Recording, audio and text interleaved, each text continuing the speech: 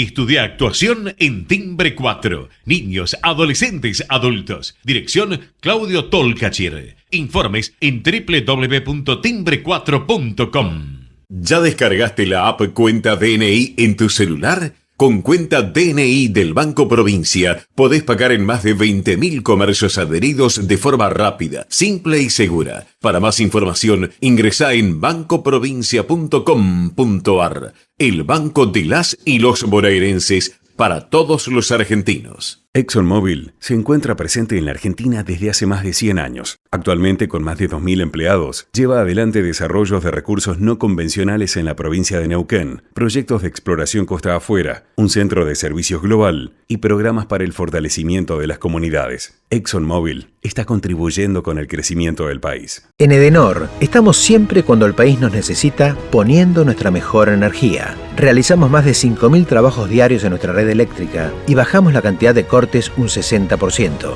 Edenor es tu energía, la mejor energía argentina. ¿Sabías que Voy es la primera low cost de combustible y que tendrá más de 100 estaciones a lo largo del país? Ya abrió en Once, Junín, Tandil, Realicó, Azul y Chipoleti. El futuro llegó con energía posible, accesible y de todos. Para más información, ingresa a www.voyconenergia.com.ar o envía un mail a info@voyconenergia.com.ar. Voy con energía.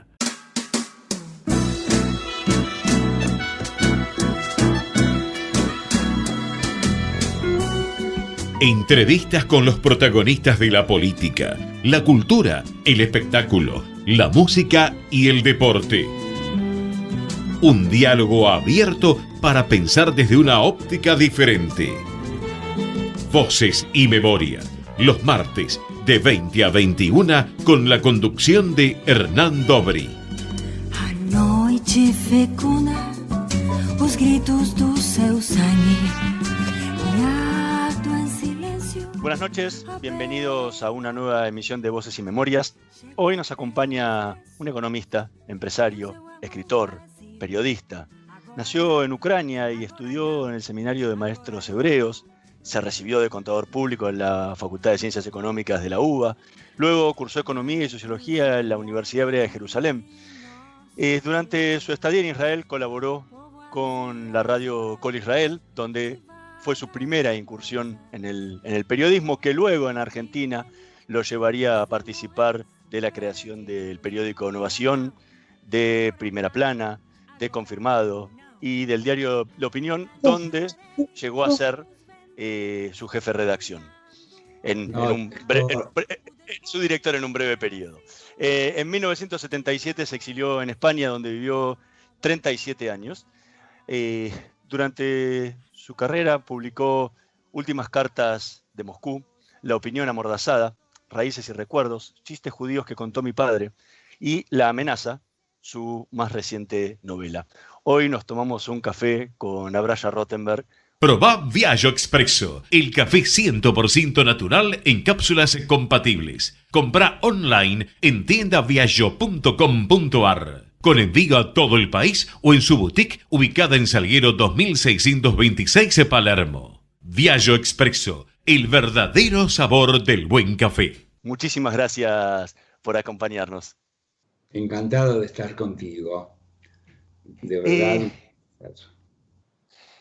La amenaza es una novela que te atrapa cuando la vas leyendo por todos los avatares que va sufriendo el protagonista y por lo apasionado que es en todo lo que va haciendo.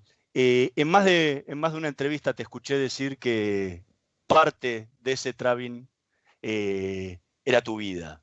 ¿En qué aspectos del personaje te ves representado? Bueno, en primer lugar, habría que contar la época en que se desarrolla este relato. Año 1942, la Argentina, y especialmente un verano, febrero de 1942, que un adolescente pasa en Río Ceballos, un pequeño pueblo de veraneo tradicional. Voy a hablar del aspecto político. ¿Cuál era la situación internacional? Plena guerra. Alemania venciendo en todos los frentes, incluso en el frente ruso, aunque ya se insinuaba una pequeña reacción contra las fuerzas alemanas. Y la Argentina. Políticamente, la mayoría de los argentinos estaban con los aliados, es decir, con los enemigos de la Alemania nazi. El mundo en ese momento empezó a ver al stalinismo y a la Unión Soviética no como un peligro, sino como un aliado. Y Stalin, en vez de ser el jefe de la gran revolución rusa, se transformó en el padre del pueblo ruso que defendía a la Unión Soviética, no al comunismo, transitoriamente no al comunismo, como luego se supo que era absolutamente una fantasía. La Argentina, en ese momento, aunque era mayoritariamente pro-aliada, tenía muchos círculos que pensaban que los alemanes iban a ganar la guerra, que el mundo iba a cambiar, que Sudamérica se iba a transformar en una aliada de Alemania y que la Argentina iba a jugar un papel preponderante. Ser comunista en esa época era al mismo tiempo un sueño revolucionario, era ser distinta, era la ideología en base científica. De ahí voy al personaje. El personaje pertenece, en el libro, a una clase media-baja, hijo de inmigrantes él mismo, que está convencido que va a llegar la gran revolución en todo el mundo y que es imprescindible para eso derrotar a Alemania. ¿Decir que ese personaje tiene cosas mías? Sí. La trama, fundamentalmente, es un episodio muy humillante que viví en mi adolescencia. ¿Por qué? Porque por una serie de circunstancias que están en el libro, me metí en un círculo de aristócratas profundamente antisemitas, y ese adolescente justo se enamoró de la hija de un general que aspiraba a transformarse por medio de un golpe en el presidente de la República. Porque la situación argentina de gobierno era también un gobierno reaccionario que había subido por fraude. El presidente, que era Roberto M. Ortiz, quería cambiar las reglas y transformar a la Argentina en un país más democrático, pero había fuerzas ocultas, en ellas este posible general, que no estaban de acuerdo con eso y querían imponer un gobierno militar a favor de la Alemania nazi. Ese es Stravin. ¿Cómo? Ese es Stravin, ¿sí? El que vive esa vida. Ese adolescente es Stravin. Y ese adolescente, Stravin, contra toda su ideología, está fascinado con la hija del general, que representa todo lo opuesto a lo que él creía. Pero el amor así es ciego y sordo, pero no mudo. Porque pero, y en tu caso, ¿cómo fue eso? También ahora, es meterte en esos grupos. Sí, fue el azar y la mentira, y fue ocultar mi calidad de judío y transformarme en un finlandés, porque había leído una novela de Lan Silampa, que había ganado el premio Nobel en el año, creo que 41 o 40, y yo había leído la novela, no se me ocurrió otra cosa, en una circunstancia, que decir que yo era sobrino de Cilampa, cosa que en ese círculo ni le interesaba si era sobrino, ni le interesaban los libros, lo único que les interesaba era el poder. Bueno, el libro, si yo lo pienso, en realidad es un Travin visto y adornado desde la memoria de un hombre de más de 90 años. Así que he puesto en Travin lo que Travin era, más posiblemente algunos recuerdos o tal vez reflexiones que le atribuyo a Travin y que serán de él, porque cuando tenía no 16 y 17 años, sino seguramente un poco más. Estamos conversando con Abraya Rottenberg. Vamos a escuchar el primer tema que eligió para esta noche de Voces y Memorias, El corazón mirando al sur, en la voz de Eladia Blasquez.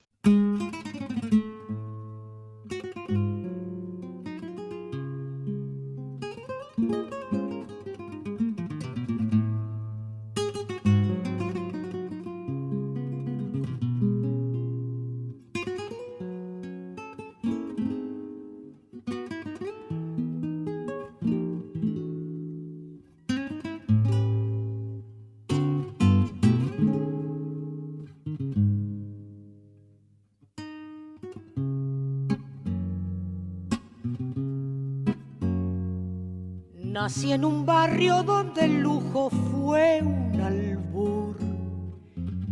Por eso tengo el corazón mirando al sur. Mi viejo fue una abeja en la colmena, las manos limpias, el alma buena. Y en esa infancia la templanza me forjó. Después la vida mil caminos me tendió y supe del magnate y del taur. Por eso tengo el corazón mirando al sur.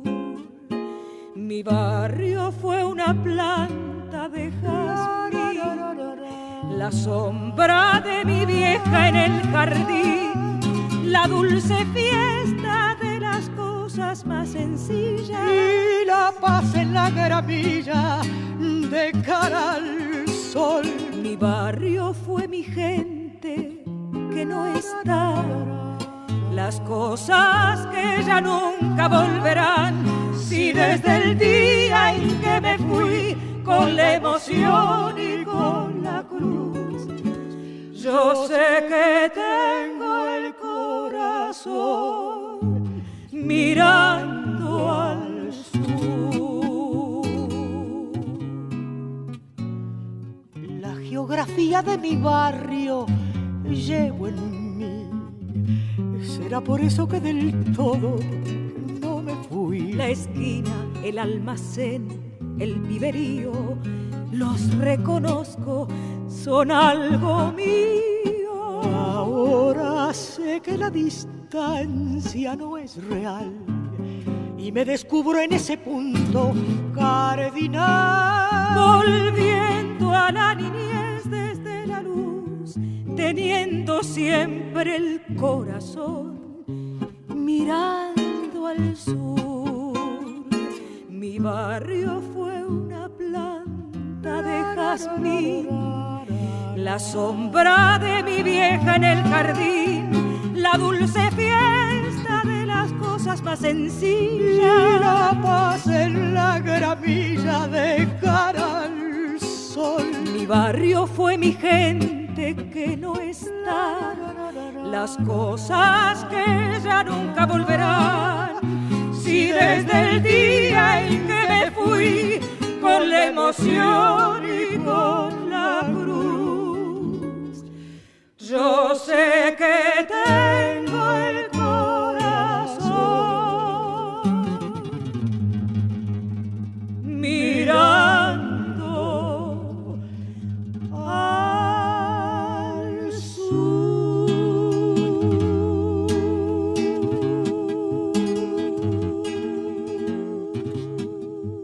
Era El corazón mirando al sur, en la voz de Eladia Blasquez, tema que eligió Braya Rottenberg para esta noche de Voces y Memorias. ¿Por qué este tema elegiste? Primero, porque fuimos amigos de Eladia Blasquez. Y segundo, porque desde España yo miraba con el corazón hacia el sur, hacia esta Buenos Aires, que hoy no está pasando por sus mejores momentos. Y que desde que llegué, que hace unos 6, 7 años que volvimos, he visto que el país que dejé cuando fue la dictadura y el que volví sigue sin resolver los mismos problemas no solamente ideológicos, que creo que ni existe eso, sino los problemas de identidad y los problemas básicos que tiene un país para ser tal en una forma íntegra. Ahora, y me preocupa. Vos viniste de chiquitito de Ucrania, después viviste en Israel un tiempo, Sí. llegaste a la Argentina, te fuiste a España. ¿Te costó adaptarte a España después de tantos cambios y haberte adaptado durante tantas veces Ya. en tu vida a otros lugares? El asunto fue el siguiente. Yo soy, te podría decir, un exiliado desde que nací. ¿Por qué? Nací en un pequeño pueblito que se llama Zaporozhye, en Ucrania. Pero cuando tenía entre 4 y 5 años, por una historia larga que cuento en la última carta de Moscú, nos fuimos a vivir, mi madre y yo, a los Montes Urales, en una ciudad modelo del stalinismo que se llama Magnitogorsk. ¿Qué era ese modelo? Socialismo era acero más electricidad. Y ahí se forjó el acero, como el título del famoso libro. Ese fue mi primer exilio de Ucrania a, ¿qué te puedo decir? Una mezcla de identidades muy diversa. Había gente de la Rusia asiática, de la Unión Soviética asiática, había gente de muchos lugares del mundo, porque ir y vivir y trabajar un año en Magnitogorsk significaba darte la posibilidad de que te habiliten para vivir en Moscú. Mi padre, cuando yo nací, a los pocos meses, se tuvo que huir de la Unión Soviética. ¿Por qué? Porque no tenía oficio, ni era obrero, ni era campesino. Pertenecía a ese grupo de judíos que en yiddish se los llama Luftmenschen, gente que vive del aire, que no tenían ningún oficio, vendían algo, cobraban algo, eran el mundo del Moti, de Sholem Aleichem. Era el mundo del violinista sobre el tejado. No había ni profesión y ni futuro. Y mi padre se vino a la Argentina, yo no lo conocí, tenía 8, 9 meses o 6, para hacerse un futuro. Y lo hizo. Trabajó 7 años hasta que pudo conseguir que nos permitieran salir de la Unión Soviética.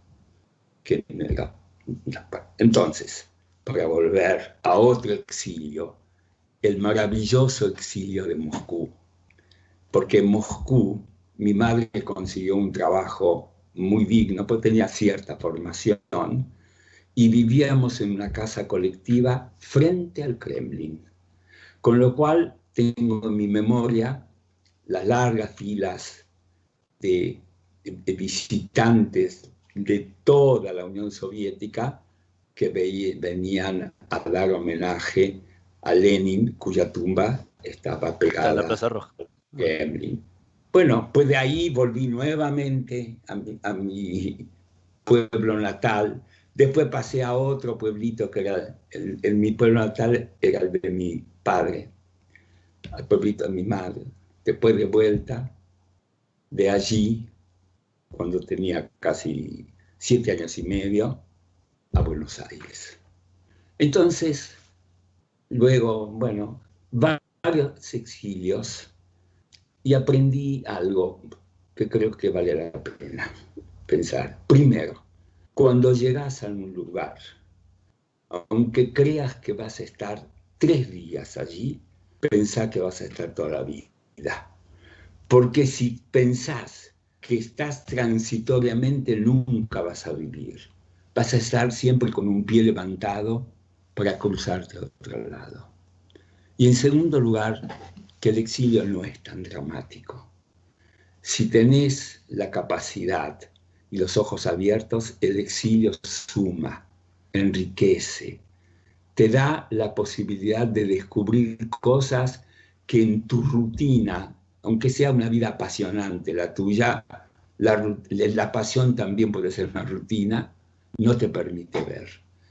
Así que a mí los exilios me dieron mucho y los agradezco. Desde el pequeño exilio en un pueblito hasta Moscú, Buenos Aires, Jerusalén, Madrid, fueron lugares que me llenaron de vida y me enseñaron cosas que tal vez no sirvan para nada, porque a mí me sirvieron. ¿Y por qué volviste ¿A dónde? a la Argentina? Bueno, acá hay una hija, nietos, hermano había, que ya no está, amigos, los amigos tampoco están. Son los inconvenientes y la contraparte de tener una vida prolongada. Vas perdiendo muchas cosas, vas adquiriendo otras, porque tus pérdidas son irreemplazables y las cosas que van adquiriendo son infinitas. La ventaja de la vida es esa, que te permite sumar cosas y perder otras, que lamentablemente son nada, no se pueden reemplazar. Y hoy cuando mirás hacia atrás, con todos esos recuerdos, ¿qué es lo que ves de tu vida? Veo que nací en un mundo que tenía planes, que tenía esperanzas, que tenía teorías políticas, y que voy a terminar posiblemente en un mundo muy desesperado, confuso, cruel, injusto, absolutamente y lleno de incertidumbres, sin las convicciones que yo tenía, convicciones equivocadas, porque también yo no fui nunca comunista, pero creía en el socialismo, en una forma de vida donde el hecho de nacer obligaba a un Estado a darte lo mínimo que necesitabas: salud, educación, vivienda, y en función, por lo menos hasta que tenías 18 años, y en función de tu talento, bueno, y de tu capacidad de trabajo, y tu interés, o de tu indiferencia, y de tu suerte, que también es un factor, y vas a desarrollar en la vida lo que sería tu historia personal. Ese mundo no existe más. Pues sí, tal vez algo en el norte de Europa, tal vez algo perdido en alguna isla de las que fue Gauguin, tal vez. Pero esa certidumbre de que estábamos construyendo un mundo basado en teorías, en el socialismo científico, ese era un sueño que se destrozó terrible e irrevocablemente. Por mucho En el libro lo haces decir a Travin: me creía superior a la media de mi edad, pero en mi vida sobraban las angustias y las inseguridades. Un típico adolescente bien intencionado, dueño de un arsenal de dogmas inamovibles e inmune a las dudas, es decir, un ineludible candidato al fracaso y a las frustraciones. Pues eso. ¿Qué hay de vos Estábamos, en eso? no, yo soy hamletiano total, ya dudo de todo, empezando por mí mismo, dudo de mí y de No, que pero lo ¿qué que hay de dice es vos? cierto. ¿Qué hay ¿Cómo? Sí. qué hay de Travin No, no, en sí, tu sí, porque adolescencia, mi- en esa misma edad? en la adolescencia tenía todas las respuestas. Ahora no me alcanzan las preguntas que tengo. No tengo más respuestas. En esas respuestas tenía un mundo de la seguridad, ese título maravilloso de Stefan Zweig, el mundo de la seguridad, que se perdió con el imperio austrohúngaro y que nunca más volvió a resurgir. Ahí terminó una historia de la humanidad donde todo estaba organizado desde que nacías hasta que te morías. Lo cuenta muy bien en el mundo de ayer Stefan Zweig. Ese mundo no existe más. Al contrario, entramos en el mundo de la inseguridad. Es que no nos damos cuenta de que estamos ante un hecho histórico terrible, que es el fin de la era industrial y el inicio de la era informática, que va a cambiar todo el sistema, así como desapareció el sistema feudal, así va a desaparecer el sistema industrial. Y lo peor es que lo estamos padeciendo sin darnos cuenta que formamos parte, somos, digamos, somos transitorios, no solamente humanamente, sino históricamente. Tengo esa sensación. Y Travin era el típico chico convencido y absoluta. Yo no era así, no, yo siempre fui más lleno de dudas con respecto a algunas cosas, pero en la guerra no había otra alternativa para un judío joven con ideas de izquierda que la de estar al lado de las democracias y del comunismo representado, lo digo entre comillas, comunismo representado por la Unión Soviética, que aceptar la fantasía de que Hitler podía ganar la guerra. Esa fantasía, y no sabíamos nada de lo que era el holocausto. Habíamos leído solamente Mein Kampf, bueno, obra de un loco que proponía un plan, como todos decían, bueno, son las artimañas para juntar a los resentidos y conseguir votos. No. Es el único, hay que decirlo a favor de Hitler, el único político sincero que dijo lo que iba a hacer y lo hizo. Pasa que nadie le creía. No le queda a nadie.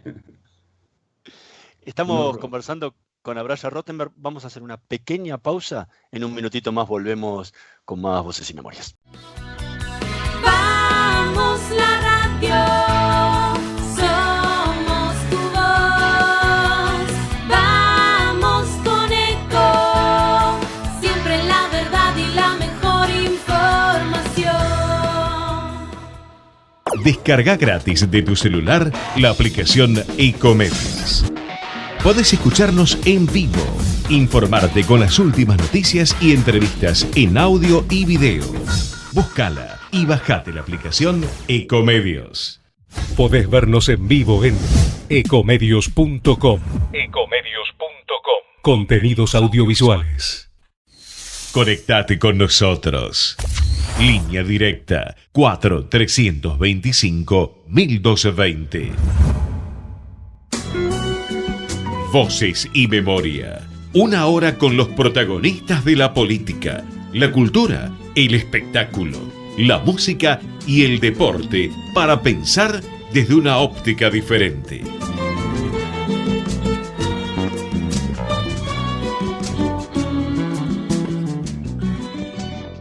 Seguimos en Voces y Memorias conversando con Abraya Rottenberg. Hace un rato contabas un poco la historia de tu infancia, de tu papá cuando vino a la Argentina y después cuando lo conociste ya cuando tenías casi 8 años. Hace unos años escribiste la última carta de Moscú, donde decías que había sido una redención de cuentas del pasado, de los exilios, de una relación con tu padre desconocido, que fue muy duro. Pero por otro lado, en una entrevista te escuché decir que todavía tenés abierto el conflicto con tu papá. ¿No lo pudiste cicatrizar? ¿Por qué sigue abierto pese a haberlo puesto en ese libro? Sigue abierto porque hay horas de conversación que quedaron frustradas. Hay horas de haberme dado cuenta, después de conocerlo, lo rico que puede ser en sabiduría y en coraje un hombre sin la menor formación. Yo lo descubrí a mi padre y cuando me enteré de episodios de su vida, de una heroicidad, de un coraje, porque empecé a hablar, porque la gente entienda. Yo comencé a hablar con mi padre cuando se enfermó, tenía 61 años y estaba prácticamente muriéndose. Hasta entonces yo nunca había tenido una relación con él. Nunca había hablado, le tenía miedo. Yo me había criado con una madre, ¿no? Y apareció en la Argentina cuando llegamos un personaje que mandaba, que me decía cosas. Yo estaba como... me viene a la memoria Sholem Aleichem, que tiene un libro que se llama Moti, el hijo del Hazán, donde decía Moti, a mí me da maravillosamente bien. ¿Por qué? Porque me permiten hacer todos. Dicen, pobrecito, es un huérfano, déjalo, no lo reprendas. Bueno, yo era una especie de Moti, del hijo de Hazán, criados por tíos que me querían, que rodeado de a lo mejor era insoportable contra el chico, no lo sé, pero bueno, estaba rodeado de cariño y de pronto el mundo cambió. Un señor que decían que era mi papá empezó a darme órdenes, no le gustaban cosas que yo hacía, estaba en un país que no hablaba el idioma, las costumbres eran distintas.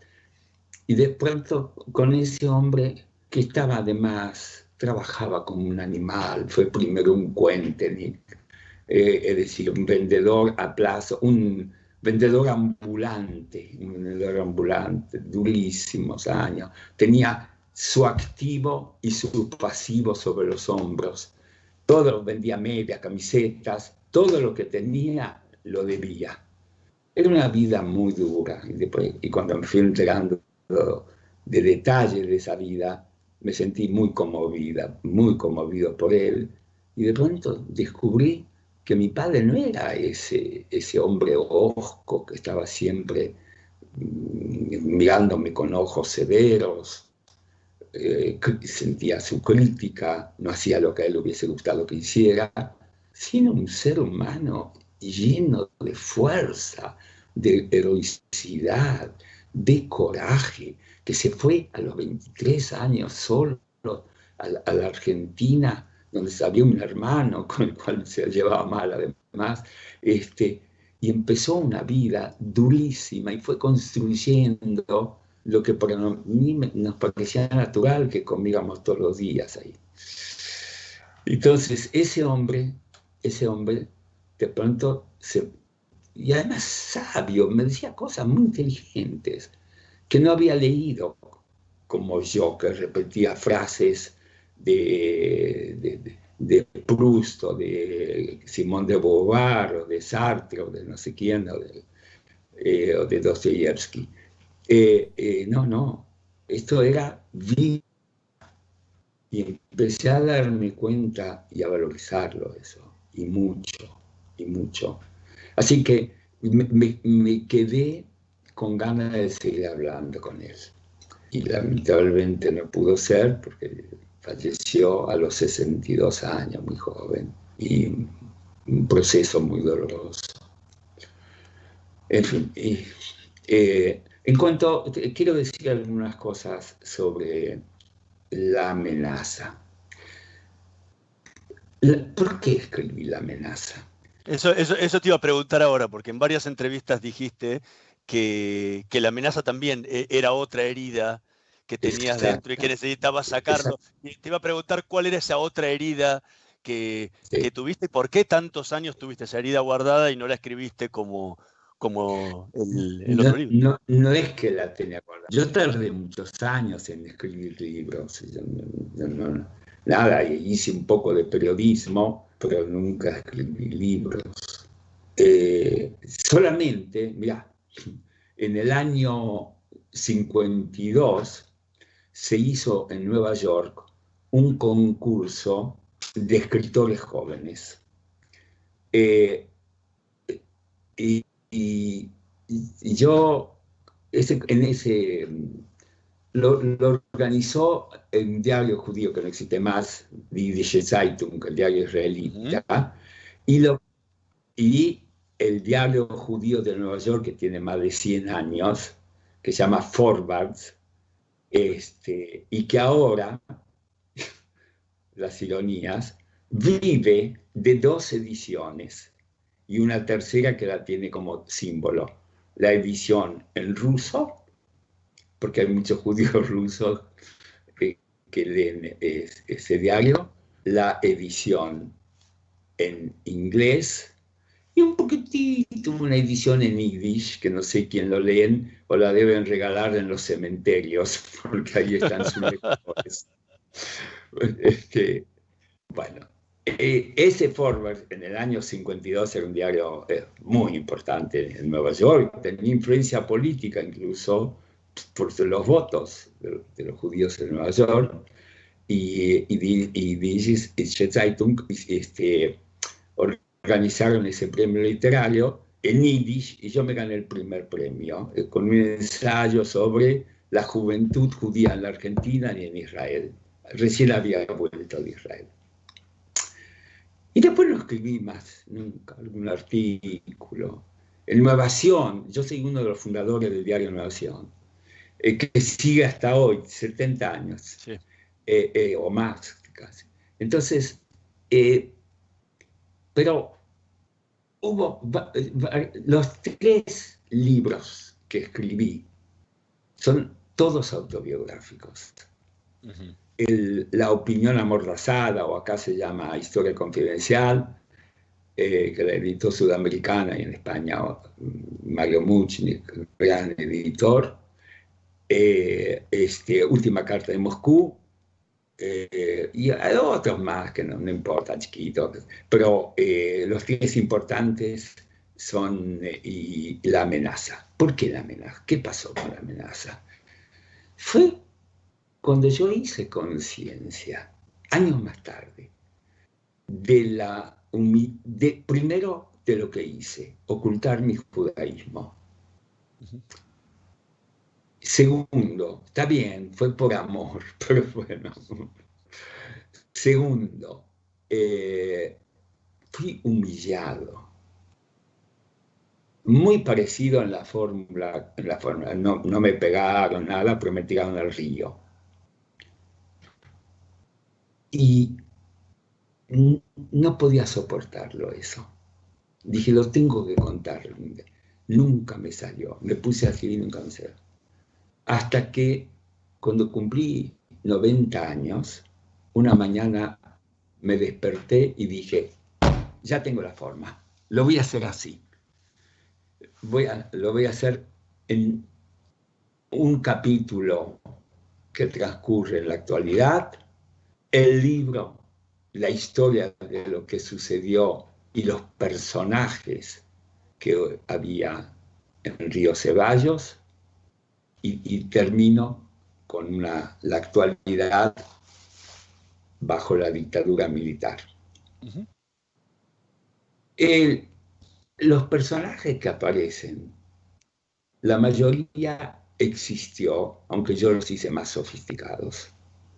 Uh-huh. Era gente, había un matrimonio de alemanes muy sospechosos, esa es la aventura la historia del espionaje nazi en la Argentina, había un grupo que apoyaba a un general que quería dar un golpe militar, pero un coronel se le anticipó y en el año 43 y destrozó sus sueños de tomar el poder.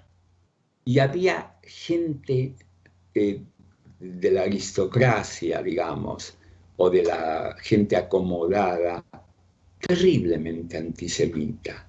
Ese diálogo o ese encuentro que aparece, donde hay dos hermanas rubias y un grupo de políticos y un juez corrupto, ocurrió. Eso ocurrió. Todas las frases contra los judíos, lo del fetus judaicos, lo que los judíos tienen un olor, fueron dichos allí. Y me quedaron tan adentro, me sentí tan humillado de no haberme levantado en ese momento y dejar de ser el hombre disfrazado del hijo de un militar finlandés que luchó contra los comunistas y decir, yo soy judío, a ver, tengo ese olor que ustedes dicen, no lo hice. Al contrario, me sentí humillado, me fui humillado, a nadie le importó y menos se imaginaron de que yo era judío. Entonces, ese vínculo con lo judío yo lo adquirí o lo descubrí en la Argentina. En Rusia yo no tenía nada que ver con el judaísmo. Cuando llegué a la Argentina descubrí que era judío. En una forma desagradable lo descubrí. Pero luego el judaísmo me empezó a interesar, me empezó a apasionar. Yo soy un ateo. No tengo vergüenza de decirlo. No creo en la existencia de un Dios que es una especie de contador público que suma y resta. Si te portaste bien, vas a ir al paraíso. No sé quién creó esto. Algún día tal vez se sepa científicamente. Pero tengo una enorme y apasionada relación, sobre todo con el periodo bíblico, es decir, con la Biblia, mejor dicho, que disfruto de ella muchísimo. Me parece, entre Shakespeare y la Biblia, los personajes de la Biblia, corruptos, correctos, maravillosos, mentirosos, y son apasionantes. Pensar que los personajes más queridos y admirados de los judíos son todos pecadores, todos. Empezando pecadores, son cobardes o son humanos. Soy muy humano. Imagínate, Abraham que anda por Egipto y dice que Sara es su hermana, porque el faraón, ella tiene 80 años, el faraón se enloquece con ella. Bueno, o el rey David, el rey más querido, ve a una mujer bañándose en una azotea y ¿qué hace? Manda a su marido al frente para que lo maten y quedarse con él. En fin, toda la historia, pero esa es la parte humana. Y ni hablar de lo que es leer el Cantar de los Cantares, o Coelet, el Eclesiastés y los Salmos. Yo amo todo eso, forma parte de mi cultura. Cuando yo digo que soy un judío ateo, no lo entienden. Pero yo me siento eso, un judío ateo. Y disfruto de mi judaísmo y sufro de mi ateísmo, porque no sé por qué. Estamos conversando con Amaya Rothenberg. Vamos a escuchar el segundo tema que eligió para esta noche de Voces y Memorias. Yo sé todos los cuentos, en la voz de Dina Roth.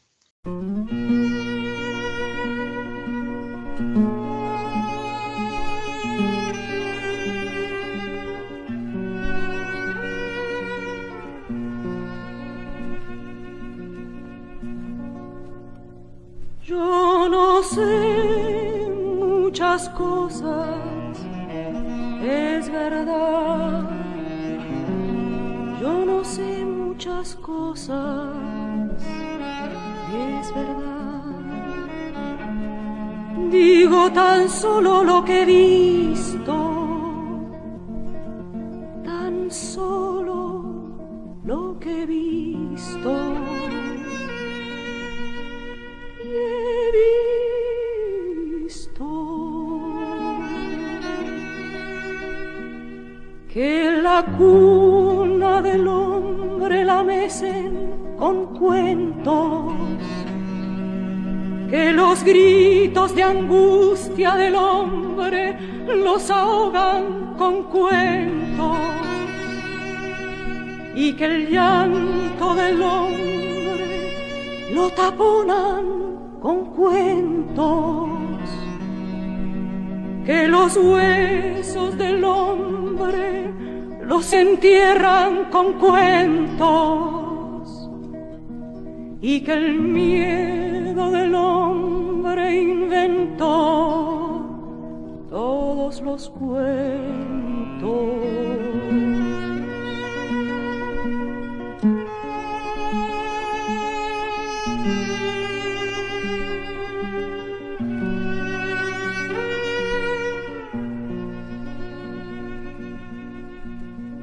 Yo no sé muchas cosas, es verdad. Yo no sé muchas cosas, es verdad. Digo tan solo lo que he visto, tan solo lo que he visto. Y he visto que la cuna del hombre la mecen con cuentos, que no quiero que me arrullen con cuentos, que no quiero que me sellen la boca con cuentos, que no quiero que me entierren con cuentos, y que vengo de muy lejos y sé todos los cuentos. Escuchábamos Yo sé todos los cuentos en la voz de Dina Roth, alguien que conoce un poco a Braya Rottenberg, y no cuesta demasiado preguntarte por qué elegiste este tema. Sí. ¿Por qué elegí este tema? Porque es tan actual, tan actual. La gente lamentablemente no conoce todos los cuentos y se los traga todos como si fuesen nuevos. Y son cuentos muy viejos. Y sin embargo tienen vigencia, como todas las mentiras. Recién contabas del libro, de cómo te propusiste escribirlo, cómo te despertaste un día y descubriste eso. Sí. ¿Qué sentiste en el momento en que pusiste el punto final y lo terminaste? Sentí que había cumplido conmigo, que me había liberado de algo que me dolía y que necesitaba compartir. No sé si hay muchos Travin, yo creo que no. Estas generaciones ya la gente no tiene, en el sentido en que lo vivíamos nosotros, la pasión política. Tienen otras pasiones, otra forma de vivirlos. Pero además el libro tuvo mucha mala suerte. De verdad. Fue editado primero en España. Lo iba a editar mi amigo Mario Muchnik, pero bueno, tuvo una serie de problemas personales y no pudo, en general, no edita más. Cerró su editorial. Y yo, desde lejos, me vinculé a un grupo que me parecía que estaba muy bien, y era gente muy encantadora, muy voluntariosa, con muy buenas intenciones. Pero, como decía André Gide, con buenas intenciones se hace mala literatura. Porque los chicos quieren escribir las novelitas de amor o sus poemas y tienen las mejores intenciones. Pero bueno, ¿y qué ocurrió? Ocurrió que el libro se presentó en dos sitios, en varios, pero dos muy importantes, uno en la Casa de América con lleno y luego en la Casa Sefarad de Israel, en fin, de público un enorme éxito. Pero falló la distribución y el libro, que lo buscaban en todos lados, no estaba. Recién, según me dicen, a los 2 o 3 semanas aparecieron algunos ejemplares. En España se dictan 80.000 ejemplares, títulos, no ejemplares, títulos por año. Así que hace un cálculo dividido 80.000 por 364, 65 días. Por día, no sé cuántos títulos se editan, pero, qué sé yo, 500. Desaparece. Si no apareces cuando a la prensa, porque le sacaron notas en El País, que es un privilegio, en El Mundo, en todos lados, pero no estaba el libro. Y ya está. ¿Qué pasó en la Argentina? Tuvimos una hermosísima, para mí inolvidable presentación en la Biblioteca Nacional. El día 3 de marzo. El 20 de marzo cerraron todas las librerías. Así que no sé cuál va a ser el destino. Espero que de boca en boca, a los que les gustan, tampoco estoy seguro que le gusta a todo el mundo, pero a los que les interesa el libro, sobre todo por la época, por la similitud de algunas situaciones. Protagonistas distintos, situaciones de riesgo parecidas. Y ocultos, con otros nombres, con otros disfraces, las mismas fuerzas que siempre quieren tomar el poder directamente o por otras vías. Lamentablemente lo veo así y lamentablemente digo, me gustaría estar contento y todo lo que veo me pone muy triste. Muy triste. Abraham Rothenberg, muchísimas gracias por habernos acompañado en esta noche de Voces y Memorias. Fue realmente un placer conversar contigo. Igual para mí, ver gente como vos, inteligente, sensible, da mucha esperanza de que esto va a continuar, aunque los de nuestra generación, o la gente, no de nuestra, la gente de nuestra generación que se interesaba por la cultura, tiene sus seguidores y va a haber continuidad en otros términos, pero da tranquilidad. Muchísimas gracias. Bueno, muchas gracias. Nosotros nos vamos a reencontrar la próxima semana en la operación técnica Carlos Heinze y Gerardo Subirana. En la edición Javier Martínez. Nos vemos la próxima semana.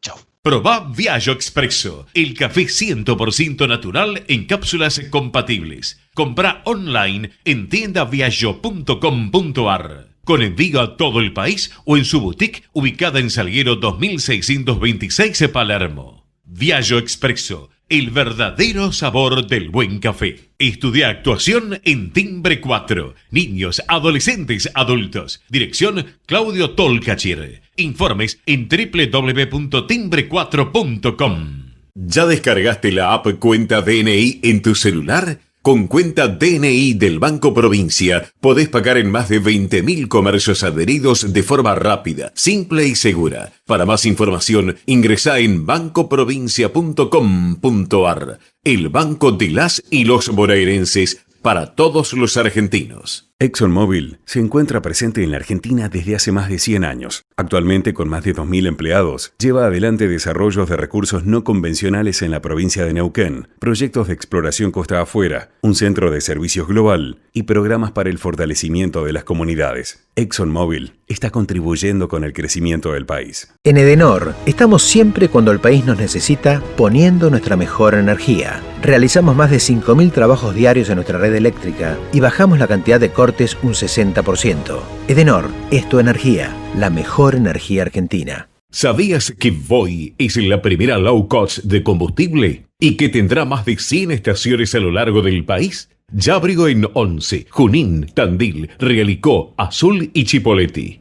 El futuro llegó con energía posible, accesible y de todos. Para más información, ingresa a www.voiconenergia.com.ar o envía un mail a info@voiconenergia.com.ar. Voy con energía.